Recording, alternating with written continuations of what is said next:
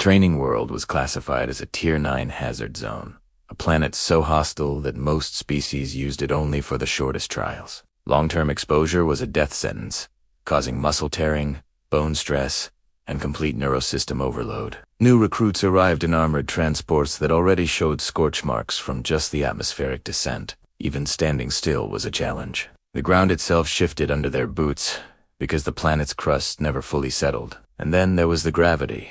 It fluctuated in sharp, unpredictable waves every few minutes, slamming down with crushing force. The first wave hit. The non-human recruits braced themselves, gritting their teeth, their bodies straining against the sudden weight.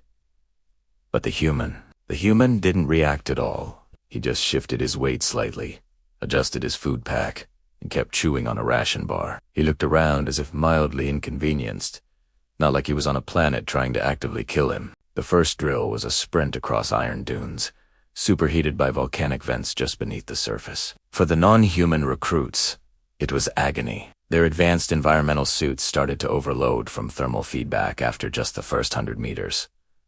Their skin blistered through their protective gear, but the human hushed hoget, a steady, unhurried pace. His boots sank into the hot, metallic sand, yet he kept moving forward, one foot in front of the other. When the instructor finally ordered a rest period, the other recruits collapsed, gasping for air and water. The human ignored the order. He found a warped, partially melted boulder, sat down, and casually opened another ration pack. The instructor, watching from the command station, noted with a frown that the human's heart rate had even elevated beyond his resting baseline. It was as if he was on a light stroll through a park. The second drill was even more brutal. It required climbing towering basalt spires that pulsed with raw electrical discharge. Each arc of energy carried enough force to stun a large predator, and they were firing off constantly. The other recruits hesitated at the base, watching the blue lightning dance across the black rock, calculating the risks. The human, however, stepped onto the surface without even slowing his stride. A brilliant arc of electricity slammed directly into his shoulder. He grunted, a brief, annoyed sound, and just kept climbing. When he finally reached the top, he found a relatively flat surface, rested his back against a crag, and finished the last of his meal. Down below, the rest of the squad watched him in stunned silence, while medics scrambled to treat their electrical burns. The human, sitting atop the lethal spire, remained completely unfazed. Drill number 3 pushed the group into a narrow ravine, a place infamous for its spontaneous pressure storms. These weren't just strong winds. The storms compressed the air itself into invisible shock fronts, waves of force capable of bruising internal organs and shattering bone. When the first wave hit, without warning, the recruits staggered and collapsed, clutching their chests, their armor groaning under the strain. The human simply planted his feet wide, leaned forward into the invisible wall of pressure, and waited for it to pass.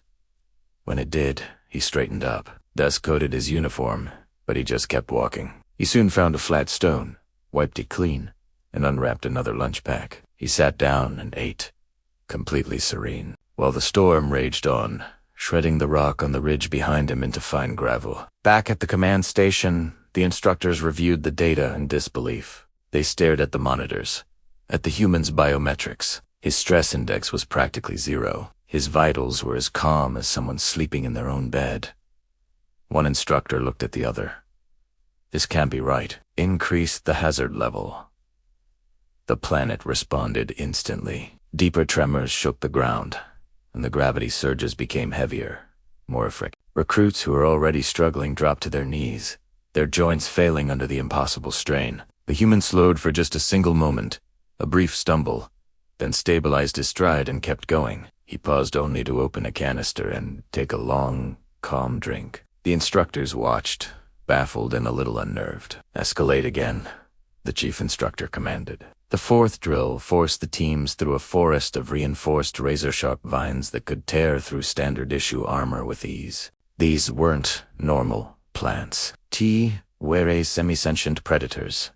Their slow, sweeping arcs, triggered by movement and thermal signatures. The remaining recruits crawled beneath them, shaking, inching forward millimeter by millimeter. The human, though, simply walked up to them and pushed them aside with deliberate, unhurried force. The vines recoiled from his touch, but didn't break his skin or his armor. He paused once, not to rest, but to clean a smudge of dirt from his food pack before eating again. Predatory insects, the size of a man's fist, swarmed him, drawn by his body heat. He just brushed them away absent-mindedly, like they were common flies, never once losing his rhythm. Nightfall, on a Tier 9 world, was worse than the daytime. Temperatures plummeted into lethal ranges almost instantly, and from beneath the unsettled crust, silent, subsurface predators began to emerge. The few remaining recruits huddled around portable heat modules, which flickered and sputtered under the immense strain.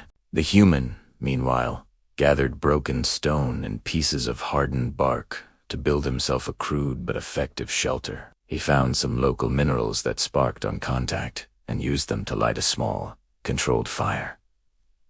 Then he prepared another meal. The shadowy forms of predators approached, their eyes glowing in the dark, but they halted at the edge of his firelight, uncertain. The human finished eating his entire meal before leaning back against his stone wall to rest. At dawn, the instructors initiated the final drill. A massive quake ripped open the ground, creating a deep fissure that vented plumes of toxic vapor. The recruits fumbled to don their emergency masks. The human just tore a strip of cloth from his already tattered uniform, wrapped it around his face, and kept moving. The vapor stung his eyes, making them water. But he didn't stop. The drill's objective was to cross the fissure on a narrow, collapsing ridge. The other recruits attempted the climb, but the rock crumbled beneath their hands and feet, sending them falling.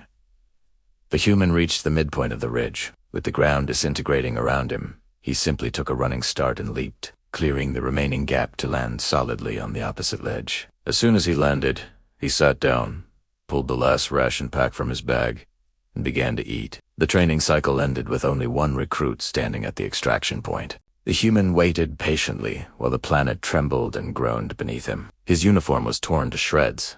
He was covered in grime and dust, but he showed no signs of injury or even strain. The instructors approached him, their faces a mixture of awe and disbelief as they reviewed his final metrics.